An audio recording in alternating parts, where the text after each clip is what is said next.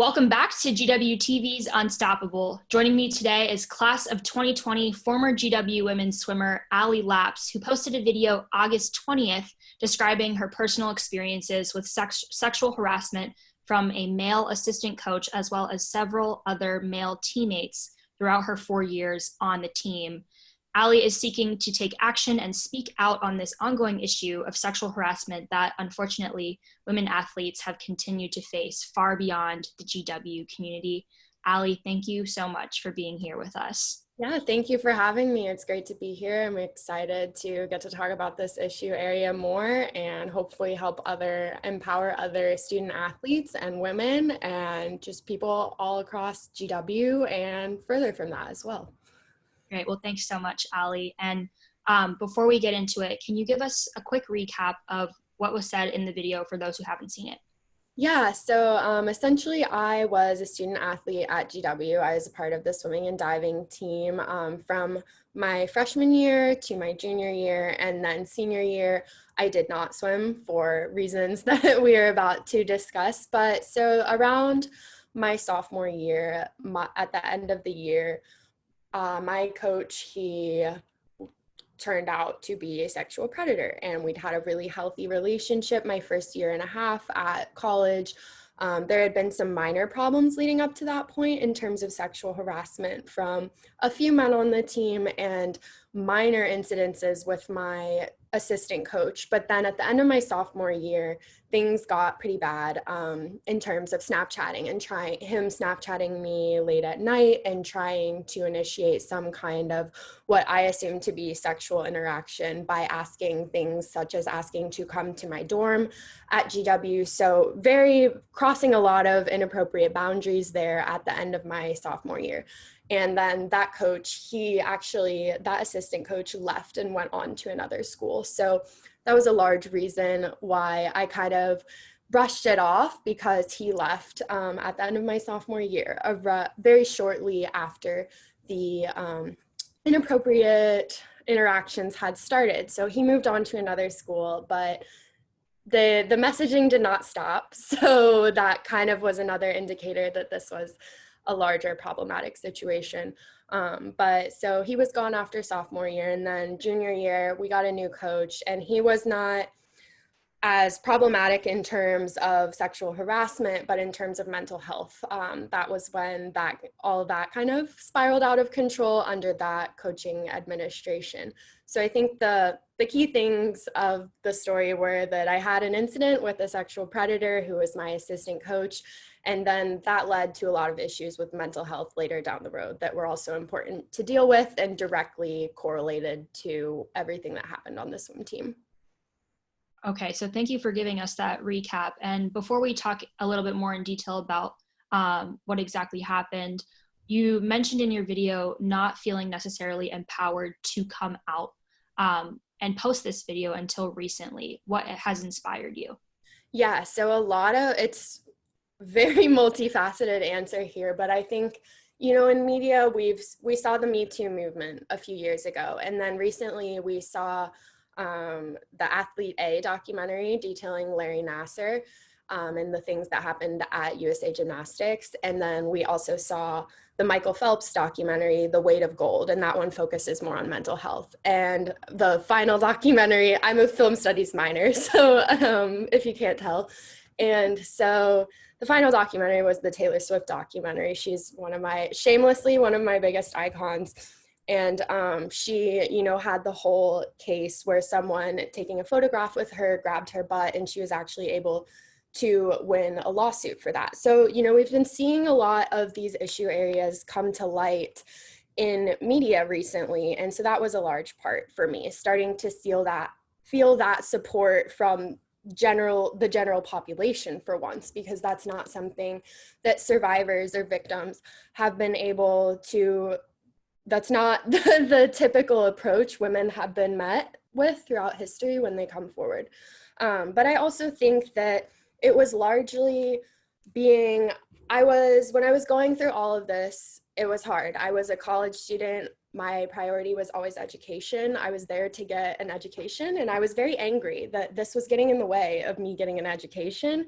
And so I kind of just didn't want to deal with it at the time. I thought that I could just push this off on the back burner and wait until the timing was right to deal with it, because this had already interfered with my education so much and me being at my dream school that I wanted to try to have a normal experience, which, that probably wasn't the best approach. It would have been better if I had told adults sooner at the school, but ultimately I found support at GW through working as an orientation leader, and through alternative breaks. I got to meet a lot of different types of people than the swimmers I had known at GW. Not to say anything negative about the swimmers, but I just didn't have a lot of whole outside perspectives and people to talk to who weren't also had their perspectives skewed by being trapped in the swimming environment. So once I started to share this story with people who weren't as closely associated with swimming, that was when I started to realize, okay, this isn't as normal as I thought it was. Some of these norms might be accepted in the swim community, but they're not accepted in society in general. So I think that was a large part. And yeah, just now is the time. I just graduated. I'm starting to freelance, so I have a lot more flexibility with my schedule. And in talking about this issue, I can give it the diligence it deserves, because I didn't want to tell this story if I wasn't half into it, or if I wasn't totally confident in everything I was saying and ready to put everything out there and face whatever consequences come from it. I mean, as I said in my video, I don't want to ruin anyone's life. I want this to be a growth experience for everyone to just hear this story from my perspective and be able to reflect and apply the lessons from this story to your real life, so that other athletes, other women, other men, and everyone at GW doesn't have to cope with situations like this, and they can identify it sooner before it gets out of hand, like-minded. Right.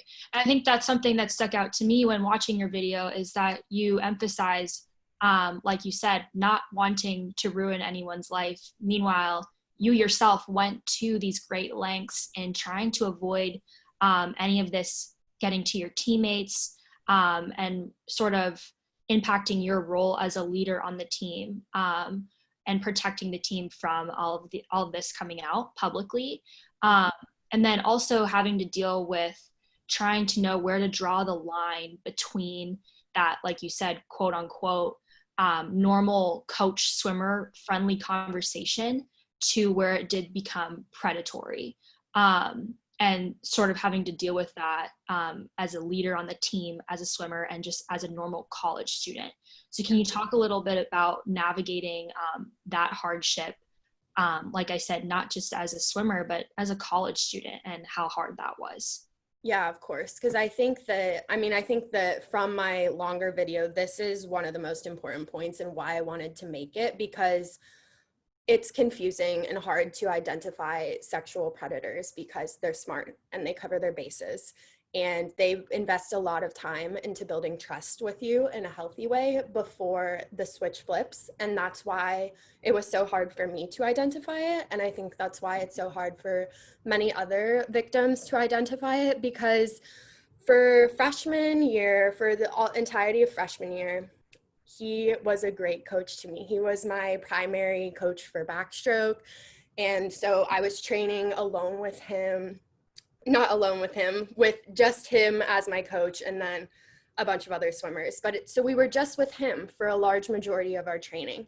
And there were some differences when we were just alone with him versus when our head coach was there. His behavior would change. And I think that's the first point where you can start to notice that there's some problems with his behavior. Just a lot of weird things. Like when he was alone with us, he would get an expo marker and like draw a heart on our shoulder before we got in the pool. And like, I didn't think that was weird at the time, but I think back at that now and I'm kind of like, he was like marking us and then watching us swim. That's kind of creepy. But also when our head coach wasn't there, he would talk about our sex lives with the guys on the team. And I think that was largely responsible for creating some of the negative team culture that existed, because a coach should not be asking 18-year-old boys who they slept with. And if a coach was not perpetrating that dialogue, then I don't think the boys on the team would willingly be going up to him and offering that kind of information, because that's not something you typically offer to your superior. So aside from those minor things, we had a really healthy relationship, and he was my primary coach. So I was spending a lot of time with him, probably at least 20 hours a week. And so we were investing in each other. Like it's easier to be in that environment, this tough, rigorous environment, if you have an adult to lean on that you trust. And so he was that figure to me. I was closer with him probably than my head coach at the time. And I really did trust him fully. And we had a really, what I thought was a good relationship, because he was my coach, but he was also my friend. And that is where it becomes problematic. There should be a distinction between your coach and your friend. So it really became problematic. We had a Title IX investigation at the beginning of my sophomore year due to a few of the minor claims I talked about with the guys on the team, just like the talking with our coach about our sex lives, that kind of stuff made us really uncomfortable. And so we had submitted a few Title IX claims, and that led to an investigation at the beginning of my sophomore year. And the investigation, they didn't find anything major, but they did find a lot of just patterns of minor things. So they talked to a few of the guys on the team after it, and they talked to our coach on the team after this happened, and they basically gave him a slap on the wrist and reprimanded him. And he basically said, you cannot be talking about your swimmers' sex lives. That is a hard red line. You cannot be doing that. But the way he framed that to the guys was, well, we can't be as close now. The girls are uncomfortable that we're so close. And that's not what we were saying at all. So he gets reprimanded after this investigation. And then pretty soon after it, he starts Snapchatting me.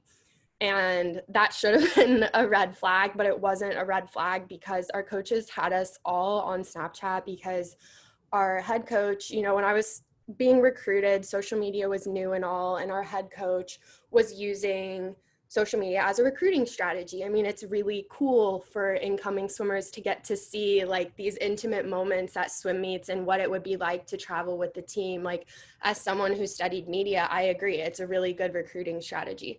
But then we had them all on Snapchat, and our head coach never crossed any boundaries and would independently message us on these social media platforms, but our assistant coaches did.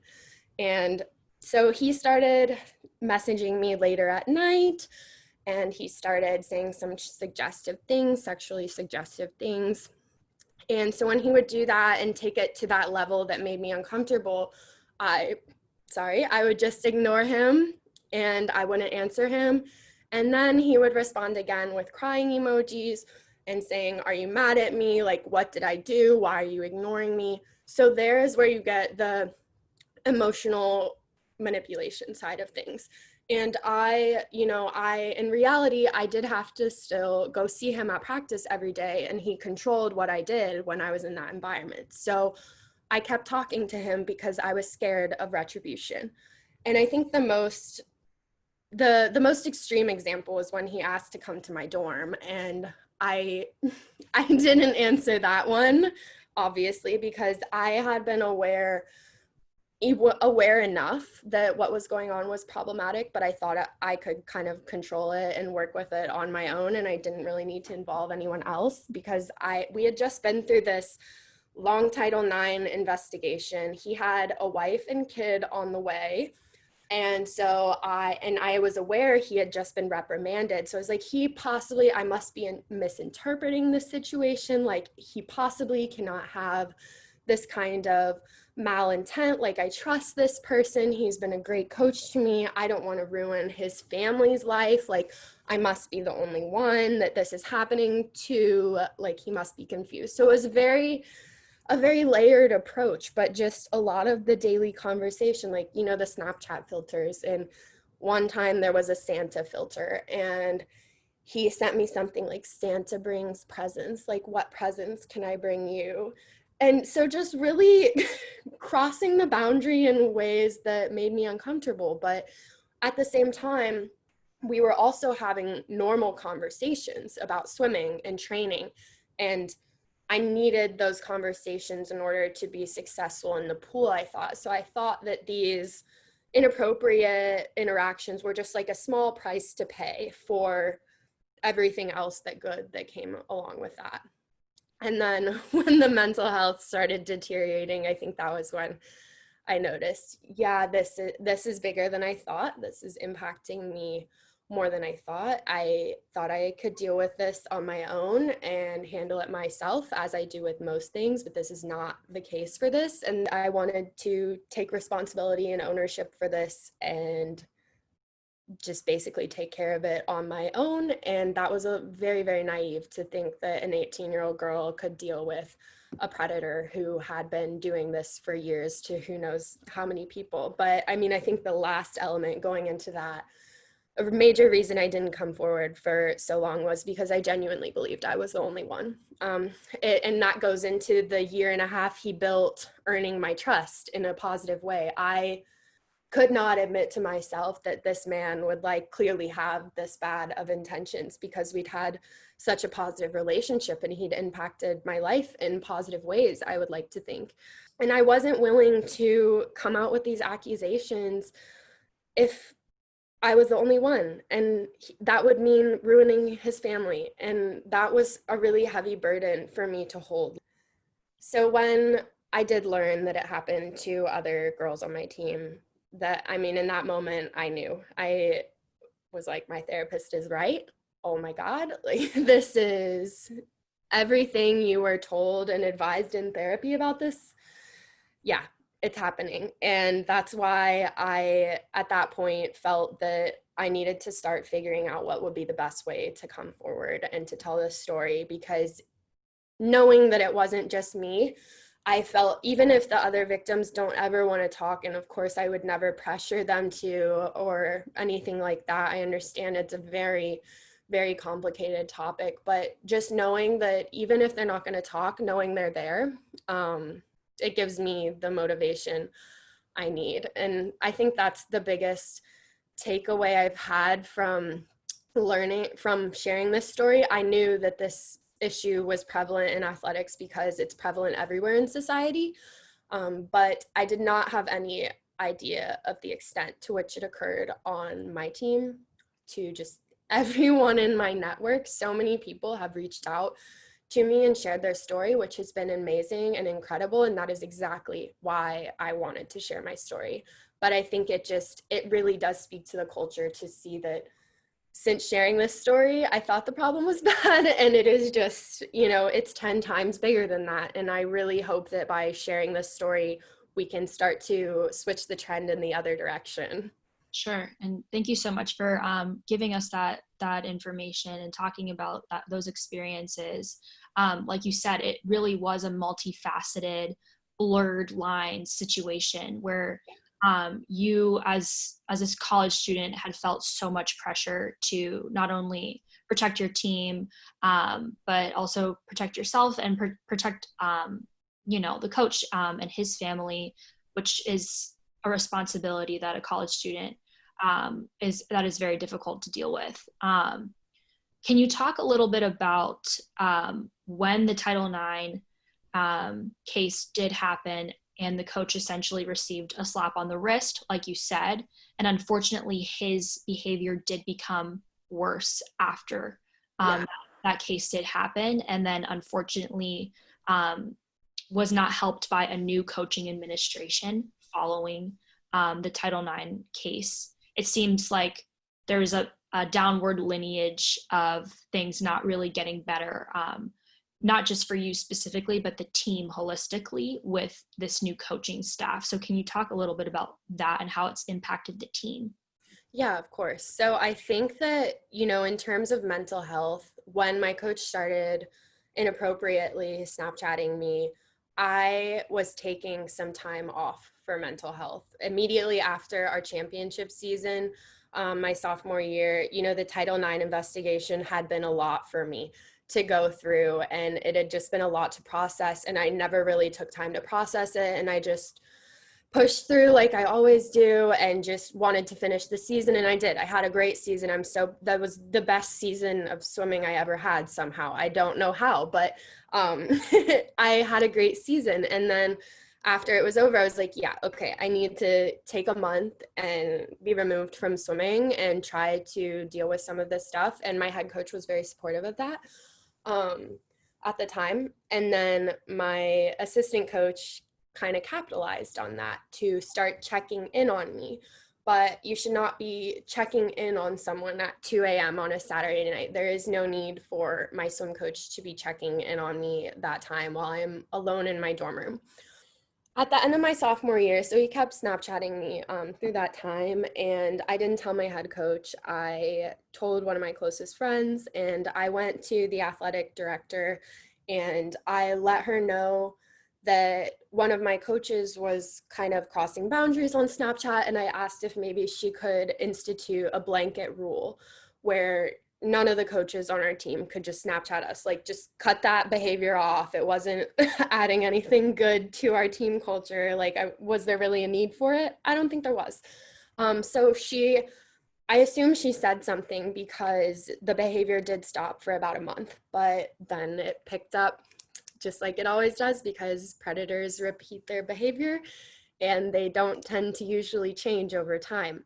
They don't learn. Even if you think that they've been called out, they don't learn. And I think that was another thing. So at the end of my sophomore year, at the time, I thought I was the only one.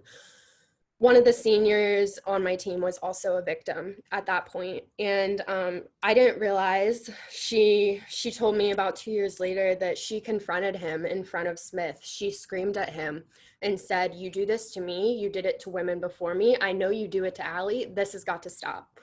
And so hearing that and recognizing it didn't stop, and it didn't stop. So at the end of sophomore year, he left with my head coach for another school.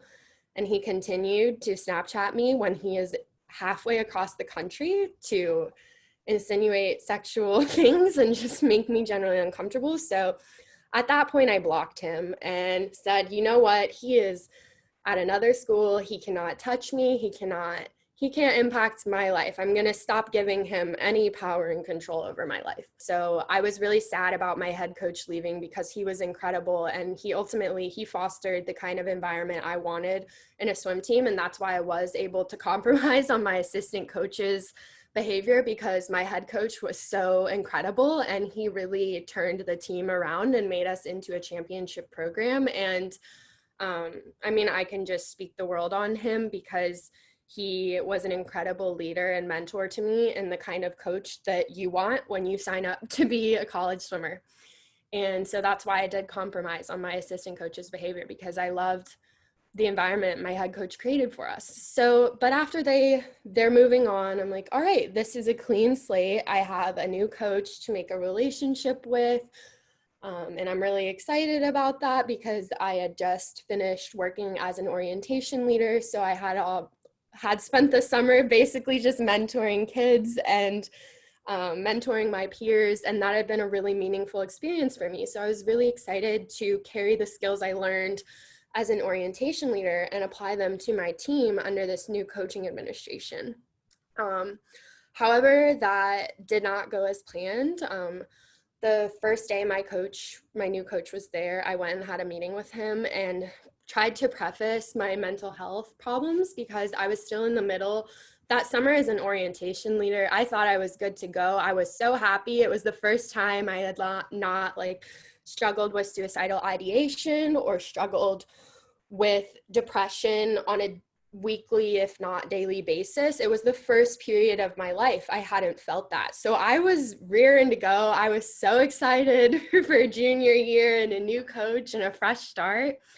And so I went to talk to him and just let him know, last year was tough. I was diagnosed with depression, and I'm still working on that. And that's why I need my coach to know, because I'm going to be spending a lot of time with you and I want your support. And typically my coaches had supported me in the past and been very empathetic to those issues. So that was just the natural approach for me to day one, I'm a very open person. And so I just really kind of laid it all out there and said, I'm struggling with these issues, but I'm telling you because I want your help, and like I want to contribute to this team, and I can't contribute if I'm struggling with these things internally and no one on this team knows.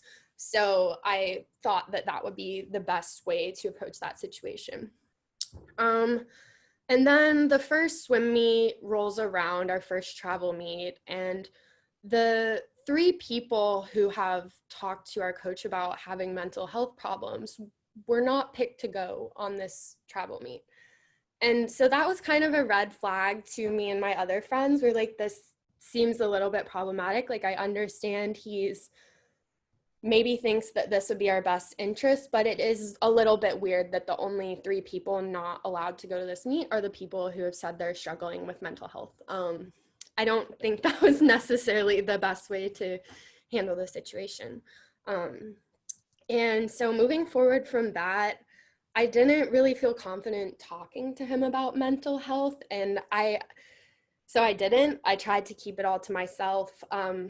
But then things started to get pretty out of hand with my teammates talking about my mental health behind my back and saying things, we know Alli gained weight and it wasn't from gaining muscle, and talking about how I was faking it potentially to get attention. And, when I was already at one of my lowest lows and I'm hearing these comments from people who are supposed to be my teammates and my family, that broke me. That I did not want to be anywhere near these people, knowing that they said this behind my back. So just like we had done under my previous head coach, I went to my coach and I told him about what I heard people saying, because we would typically, if there was like some kind of petty drama going on the team that was getting in the way of us achieving our goals as a team, we would go straight to the coach, and he could usually like mediate a conversation between the parties and like just lay it all out and work out all our issues so we could continue on as a winning program.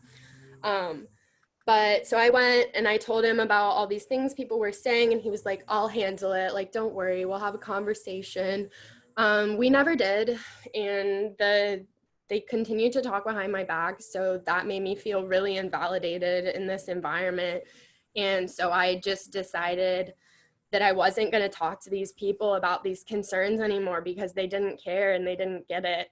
So really the only person I talked to about was my sports administrator. And she was my lifeline through all of this. She was with me from my freshman to my senior year. We're still in touch.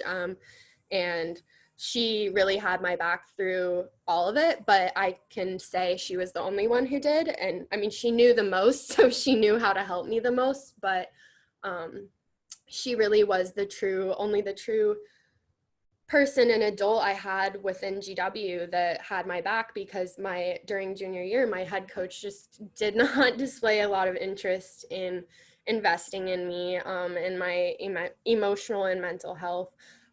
So after I had tried to confront all these issues with my head coach, nothing changed. I was still just suffering in silence alone and like just pushing through, but it really felt like I was just fighting the same battle every day. I would go to practice and finish and be miserable, be happy for an hour, but then, we had 2 practices every day. So it was just this constant cycle that was really eating me alive. And so things got really bad during our training trips. So it's common for swimmers. Winter break is a very intense period of training. So you usually go on a training trip over winter break because they don't want to keep you just like on campus the whole time. But this year we didn't get to go on a training trip. We were just going to be on GW campus from a little bit before New Year's Eve through the start of school. So for about like a 2.5 week period, we were on campus alone with nothing to do with swim. And I didn't have a lot of support with my swim team and coach. So during that period, I had 2 suicide attempts during that 2.5 week period when we were on campus to train for winter training. I should have been institutionalized during that time. I should have checked myself in. I was fighting with my boyfriend at the time because he was like, Alli, please, I am begging you, like, you cannot be in your dorm on your own. Like, I'm so worried about you. And he was in Annapolis. So the compromise we made was that he was going to come up for winter training and stay with me for most of it when he could, so that I would be not alone and that I would be supervised. And so that was the compromise we made instead of me being institutionalized. But objectively, I should have taken care of myself and prioritized my mental health and been institutionalized during that time period. That would have been a very beneficial thing for me, I think, looking back. I did need some extreme help at the moment, and I was trying to, again, just like fix it myself, which these problems were too big to fix myself. But so after that point and having that those experiences, I just kept pushing for a little bit longer. And then so January rolls around, we get started back to school, and one of my anxiety tics, I like scratched my wrists just with my nails, like not with a knife or anything, but I scratched my wrists until I make marks and they bleed. And so I'd done that, you know, throughout college, just never like that extreme. No one really seemed to notice for the most part on the team, even though my wrists were always very visible in a swimsuit. You know, I wasn't hiding anything. Anyone could have seen if they'd looked. But one day I did scratch myself like all up and down both arms. It was, you know, very sad. And it was so visually evident that I knew I could not go to practice in this state. So I did go tell my sports administrator at this point, and that was when we started working on a solution of realizing, yeah, I can't do this senior year. This has quite literally driven me to the edge. And so at that point, you know, but it's sad because it took like visually seeing the damage I'd done to myself in order to start having that conversation. Sure. And thank you so much for sharing that, Alli. You spoke a lot about, like you said, support from not only your close friends and your family, but GW administrators. And we actually did reach out to the GW athletic department, who responded with a statement. I will just read it. The university takes every allegation of sexual harassment with the utmost seriousness, and we encourage all members of our community to come forward with any concerns. We remain committed to sustaining a culture in which the safety, health, and well-being of our students are paramount, and we will continue to have support systems in place for all of our students. In order to maintain the privacy of our students, we do not comment on individual student matters. So given that statement and given what you did say about the support that you had and how much that helped you, can you talk a little bit more about that support system and maybe some areas of which you wish you had had more support from your teammates and your coaching staff and maybe elsewhere?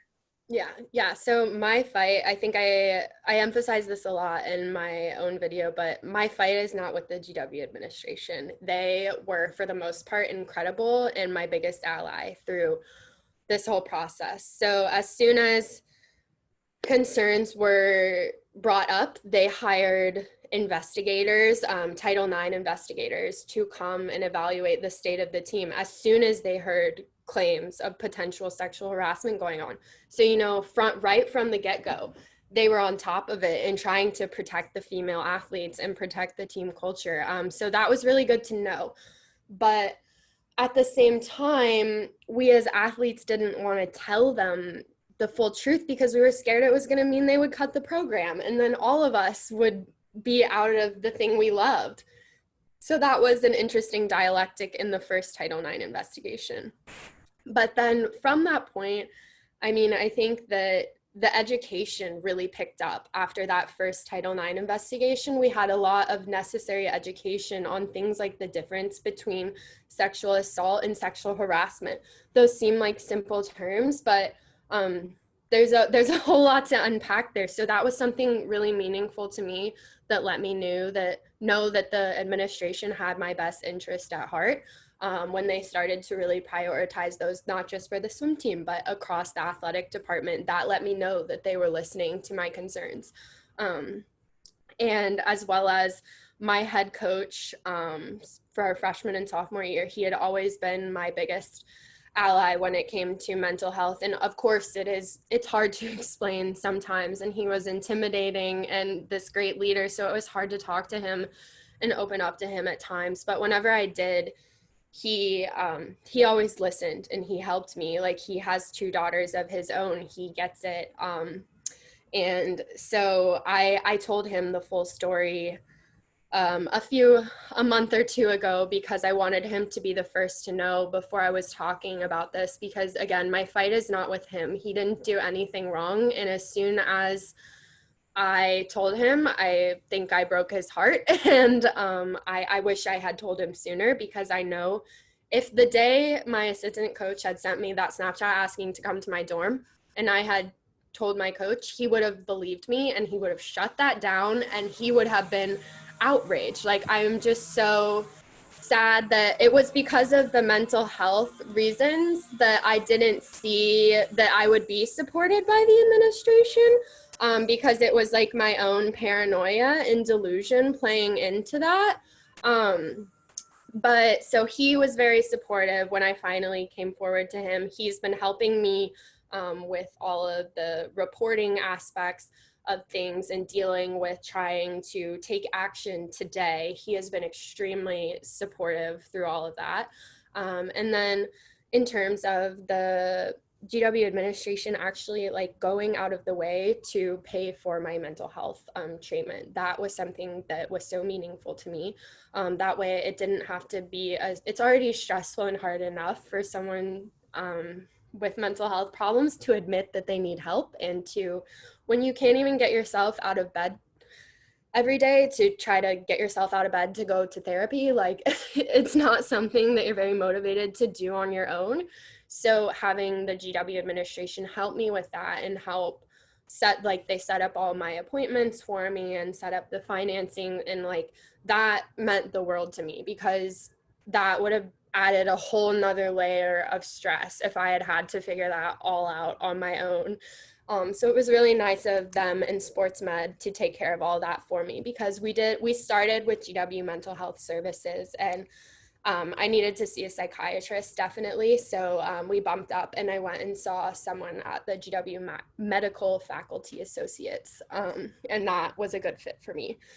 And then again, my sports administrator, she was my lifeline through this all. And when we ultimately reached the decision that I shouldn't swim my senior year, I had proposed to her earlier. I was like, I don't think swimming is healthy, but I would like to potentially work with our mental health in the athletic department and like share my input about how we can reform and programs we can integrate. And so we came to that compromise. We said, I won't swim senior year. I'll still keep my scholarship, but I'll adjust my focus to still being involved in athletics, but being involved through a lens of mental health. And that would be a healthy compromise for me, and like still a way that I could contribute to the GW community, but in a way that was not detrimental to myself. Sure. And so that's what I want to emphasize really, Alli, is just your strength and your resilience through this experience. And, like you said, this was a really multifaceted years worth of experiences that you've had to deal with. And again, we really appreciate you coming on here and sharing that with us. But unfortunately, this is an issue that spans far beyond the GW community, far beyond swimming. Like you said, we've seen this with, the U.S. gymnastics team with Larry Nassar, and so many other instances where this happens specifically to women athletes. This is an issue that has been going on for an eternity, what it seems like. But what you're trying to do through these experiences, you're taking it as an experience and an opportunity to demand change and take action, and educate and emphasize awareness, and specifically in your case through social media, as an SMPA student, and someone who has spent your time in college focusing on that as a study area, and you're really trying to make this an opportunity for using this platform specifically through the COVID-19 pandemic, and as we enter into this new virtual world of virtual action too, as well as in person. But can you talk a little bit about that, and just emphasizing how you're taking this experience and turning it into a voice of change? Yeah, so like you said, I mean, it has not been easy to get to this point of strength where I can talk about this so confidently. So if another victim or survivor is watching this, I don't want them to be intimidated and think they should be able to talk about these issues as openly and candidly as I do, because that does not work for a lot of people. And again, it took me 2 years to get to this point of comfort in talking about it. And I'm only so comfortable talking about this because this story has been told to my friends, to my family, to my therapist thousands of times. They've all heard the different aspects of this story. So that's why I am so comfortable talking about it today. And again, being an SMPA student and focusing on, my passion has always been like using social media for good and figuring out how we can, everyone, everything we studied in SMPA, it's mostly about the negative impacts of social media, but I do think that there are positive impacts we don't give enough credit for. So that has always been my goal with my platform. And then, so having these experiences happen to me are kind of, fortunately, unfortunately, it's given me a lot to talk about on my platforms, because I like to focus on issue areas that I can speak to from personal experience. I try to be very cognizant about like knowing my place and not trying to dip into issue areas that I don't have a say on and that aren't my voice, because it really bothers me, for example, when a man tries to tell me how I should handle this situation. And, I have had support from my GW community to the maximum. But, on TikTok, there's a lot of crazies out there. And I was fighting with one guy and he was saying, well, why didn't you come forward day one and get the police involved? And I was like, do you hear what you're saying? Like, are you aware of the perception of the police right now? Like, just, there were so many problems with that statement. And I think we're really shifting away from that viewpoint, but that is a large part of why I want to talk about it, so we can stop victim blaming and stop slut shaming and understand not only when that sexual harassment and sexual assault are a problem, but when they do happen, there are problems that come after that in terms of mental health, which I don't want to say everyone experiences mental health problems as a result of having an experience with a sexual predator, but I think it's very common, because in a relationship like that, it has a tendency to skew your perception of love and what it means to be in a good, healthy relationship. I mean, I think it certainly did for me. And, I think a major shift of frames for me was getting to a point in therapy when I realized that I did not do this to myself. I'd always blamed myself for my depression and like suicide attempts and stuff like that. Like, that blame had been on me. So I think the point where I was like healed per se, or knew I was ready to start talking about this, was when I could fully say and believe, this is not my fault. This is all someone else's fault. And I think that is when I knew I was ready to start talking about it, and when I was comfortable about it. And it's crazy to me looking back that for so long I blamed myself, and for so long I thought I was the only one. And like I genuinely would get mad at myself for being so sad. And, that only made things worse and continued to spiral out of control. So I think just in terms of having all these experiences, having a background in video production and strategic communication, I knew that I was going to tell this story one day. I didn't expect it to be this soon, because I didn't expect being comfortable talking about it this soon, but I am, and I'm really proud of that. And the impact I've already seen it have is tremendous. I mean, I wasn't expecting this, but pretty much every single guy on my team has reached out to me. I expected a few of them to. I think it's been really eye-opening for them. And I said, when I prefaced the video to the guys on my team, and I said, I'm not trying to ruin your life. I want you all to reflect and grow. And that is exactly the response I've seen. And that's just been so validating and great that these boys actually did listen to what I said and want to apply that to as they move forward into the working world. And that's something really meaningful to hear from me from these guys, because you know, they would say things like they're going to apply this like in their careers when they're in a position of leadership. Like that's important. Like this isn't just an area confined to swimming. Like these boys are going to go on to have leadership roles, hopefully. So I want them to be able to take these lessons into those leadership roles. And I do know that they will now, but had I not said anything, they might not, because a lot of the things they said to me as well were that, you know, like, as isolated instances, we didn't get it. But when you lay it out for us in this timeline form, oh my goodness. Like, so I'm really happy that it was able to have that effect on them. I didn't expect that. And I'm really, really proud to call them my teammates. Now, having looked back, I think I struggled with a little bit of an identity crisis there for a while when I was blaming myself and not dealing with everything with my coach properly. I was like, I'm ashamed to call myself a swimmer. And now I'm at a point where I'm not ashamed. And I'm proud to say that, yeah, I don't know why I wasn't proud of it for so long, but I wasn't proud of being a Division I athlete. And that sounds crazy. And I think that also speaks to the delusion and paranoia that can go apart with mental health sometimes, because I mean, anyone in my position should have been so proud, and I just wasn't. And so I'm glad that I've been able to reach a point of acceptance and like gratitude and empowerment where I can look back at what I did and even see the bad, but also focus on the good and really be proud of all the impact I was able to make.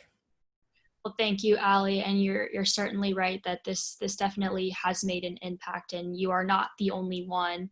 And your story is one of many, and we really appreciate you coming on today and talking about that with us. So thank you so much, Alli, for coming on. And if you'd like to hear, if you'd like to hear Alli's full story, check out her full video linked below. For sexual violence resources, please visit the Rape, Abuse, Incest National Network. That's RAINN at RAINN.org, as well as the National Institute of Mental Health for further mental health resources. Thank you so much, Alli, for being with us today. Thank you.